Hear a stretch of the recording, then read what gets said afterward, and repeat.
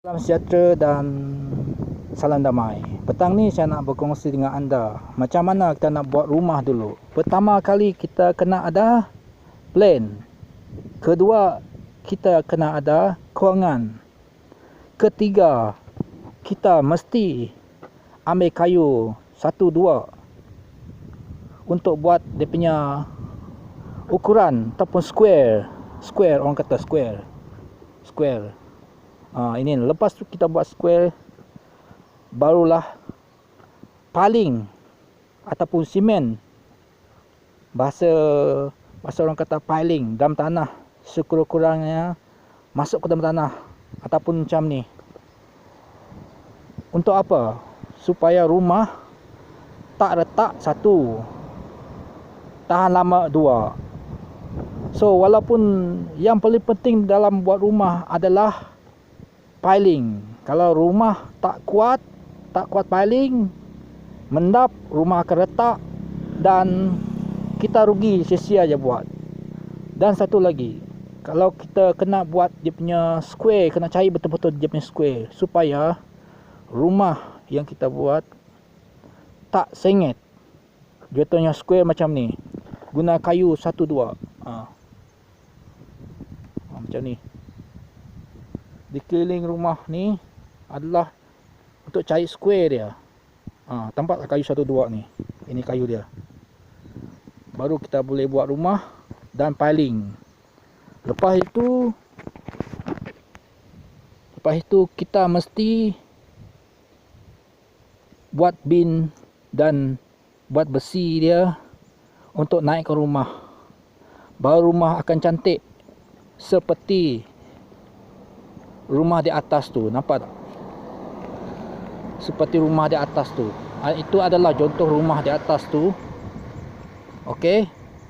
Rumah di atas tu, yang tu. Okey. Atau sebelah tu macam tu. Atau sebelah tu, macam tu. Macam itulah rumah. Macam itulah rumah yang untuk sharing petang ni dekat YouTuber. Thank you for share. Thank you. Bye. Untuk sekian saja untuk cara nak buat rumah. Apa yang paling penting? Yang pertama, plan rumah. Kedua, kewangan. Ketiga, paling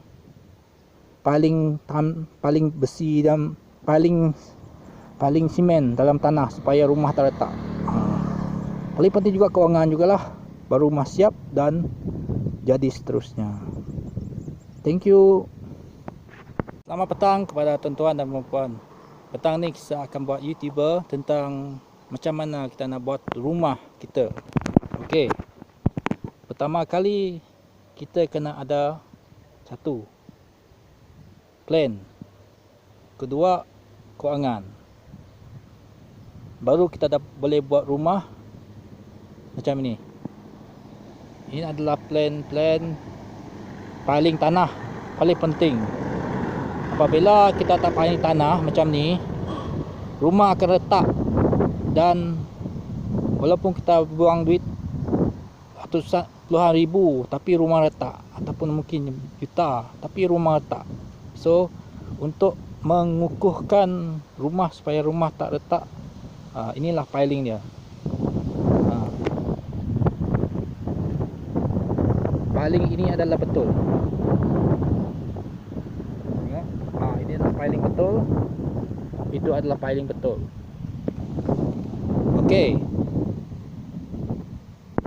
Seperti yang saya katakan bersambung tadi tu, selepas kita buat plan, kita piling, kewangan ada, jadilah rumah macam ni. Ini adalah rumah yang dah siap 10% je dah siap. Dia punya piling besi, dia punya tengok. Dia dah besi dah buat dah. Petak pun dah buat, plan ikut plan. Okey. Ini adalah tanah tembok supaya apabila letak batu nanti, dah letak batu atas dia, dia ratakan atas batu dan letak dia punya besi atas, letak plastik supaya air daripada tanah tak meresap. Baru rumah tu, nanti rumah tu tak masuk air daripada bawah tanah. Inilah contoh rumah yang tengah dibina. Yang tengah dibina sebagai contoh sajalah, sebagai rumah, contoh rumah. Sebagai contoh rumah. Itu saja untuk kongsi saya. Ikut plan yang kita buat kalau kita nak buat rumah, dan kewangan kena ada. Itu saja. Piling kena kuat juga. Itu saja. Thank you.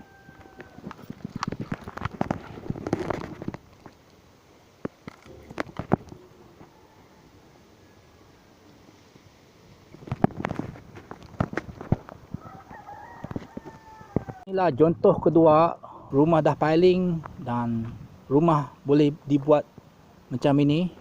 Tengok dia punya besi, tiang dia punya rumah.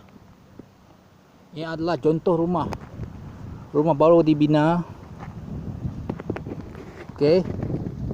Ini adalah contoh rumah, okey.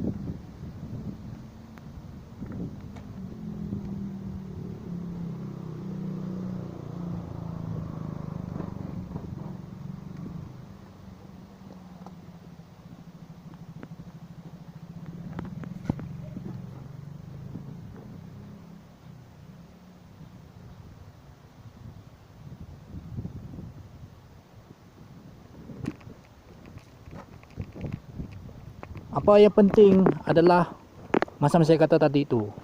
Yang pertama, plan. Kedua, kewangan. Ketiga, piling. Keempat, orang yang buat rumah tu mestilah pandai